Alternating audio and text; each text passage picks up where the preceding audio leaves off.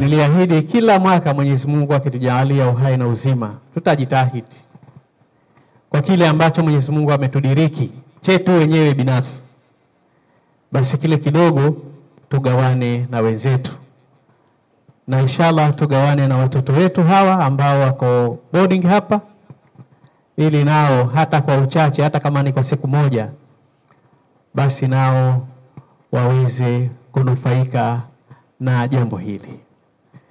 Lakini pia juhudi hii ambayo inafanyika ni maelekezo makubwa sana ya kiongozi wetu mkuu, rais wetu wa Zanzibar na mwenyekiti wa Baraza la Mapinduzi, Dr. Hussein Mwinyi, kwa kutoa kipaumbele kikubwa sana kwenye suala zima la elimu. Ndugu zangu wanafunzi wa CCK na walimu pamoja na viongozi wengine, kama kuna eneo kwenye serikali ya awamu ya 8 tumetoa kipaumbele, basi ni eneo hili la elimu.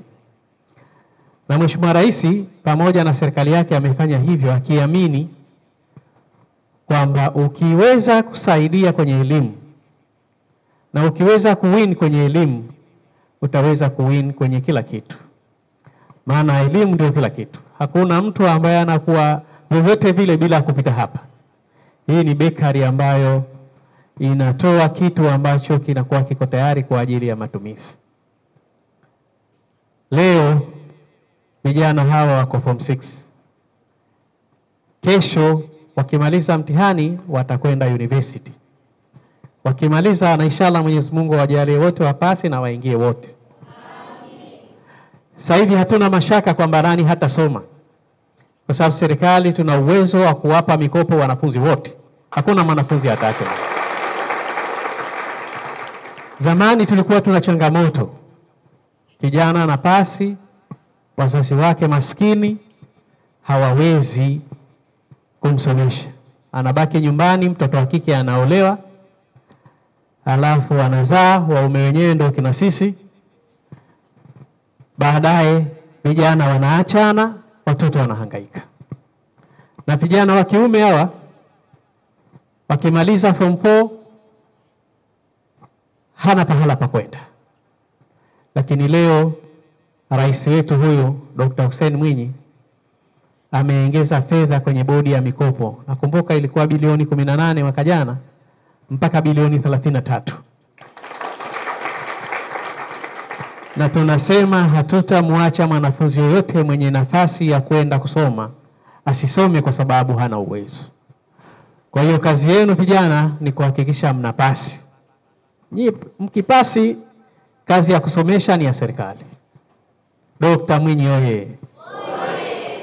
Naamini mtalichukua hili kwa mazingatio makubwa, pamoja na juhudi nyingine ambazo mnaziona tunazifanya kwenye Wizara ya Elimu. Wizara hii ina historia kubwa na serikali ya awamu ya 8. Ukiona miundombinu hii tunaifanya ni kwa sababu ya kusudi mazima ya rais wetu.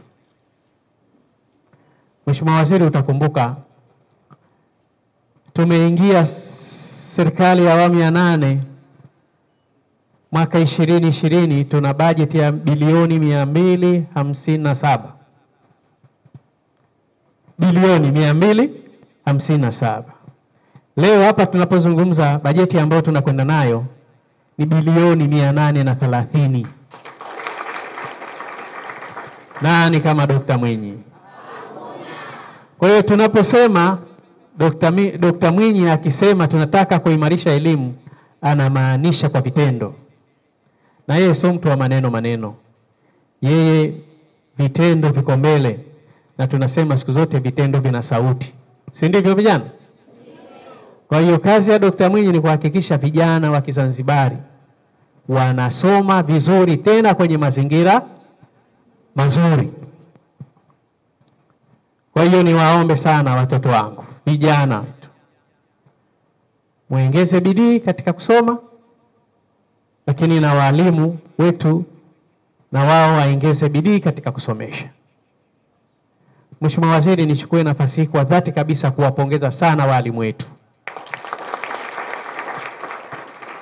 Walimu wa Zanzibar wanaendelea kuliheshimisha taifa letu. maana walimu ni wale wale, lakini tumekubaliana na tulikuwa tunapita tunazungumza, wanatueleza, tunayatekeleza changamoto yao, mwisho wa siku matokeo tunayaona. Tunamshukuru Mungu, alhamdulillah. Wako wanaoyabeza haya, lakini asiyeelewa leo ataelewa kesho.